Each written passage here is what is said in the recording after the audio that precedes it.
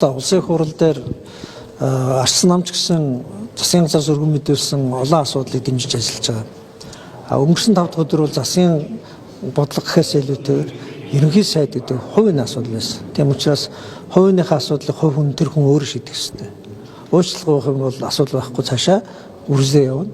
Уучлалт гуйхгүй гэх юм бол эрх нэгдэх өдрийн бүлгийн хурал дээр цаашаа тэгвэл бид арчсан нам ямар аргамж авах вэ гэдэг ярилцсан. Нэгдүгээрт энэ жагсаал цуглаан хийх эрхчлөлттэй холбоотой хуулийн төсөл дээр арчсан нам дэмжихгүй гэдэг шийдвэр гаргаагүй. Зүгээр энэ хуулийг дахиад сайжруулах, зарим талаараа одоо эрхчлөөг хангах гэж нэрлсэн мөртлөө зарим талаараа эрхчлөөг хязгаарласан тийм зохицуултын шинжтэй үг үсэг харагдаад байна. Тэр асуудлаа нягтлаач гэж хэлсэн. Тийм учраас энэ андуу ойлголт тоош байна.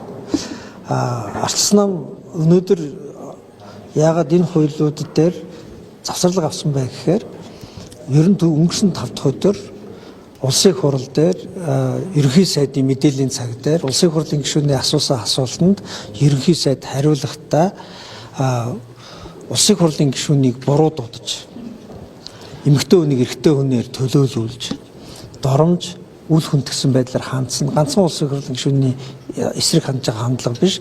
Энэ өөрөө ерөнхий сайд буюу гүйцэтгэх эрх мэдлийг толгойлж байгаа засгийн газрын тэргүүн парламентыг үл хүндэтгэж байгаа тийм одоо хандлага харуулсан учраас энэ асуудал дээр ямар нэгэн хэлбэрээр уучлалт гуйхгүй бол арчилсан нам энэ одоо өнөөдрийн болон маргаашийн чуулганы одоо хуралд оролцохгүй. Яг гэвэл засгийн газар чинь парламентыг үл хүндэтгэж байхад парламент засгийн газрын хуулийн хэлтс шиг ингээд сул дорой үлбэр ингэж байх нь бол Монгол улсад байгаа үндсэн хууль дэг журам хүндэгдэггүй зөрчилд хандж байна.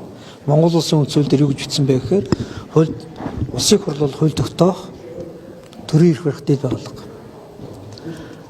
Гэтэл үндсэн хуулийн дээр байж байгаа төрийн эрх барих дэд байгууллагын толгой дээр гүйцэтгэх эрх мэдэл гарна гэдэг бол үндсэн хуулийн бус үзэгдэл.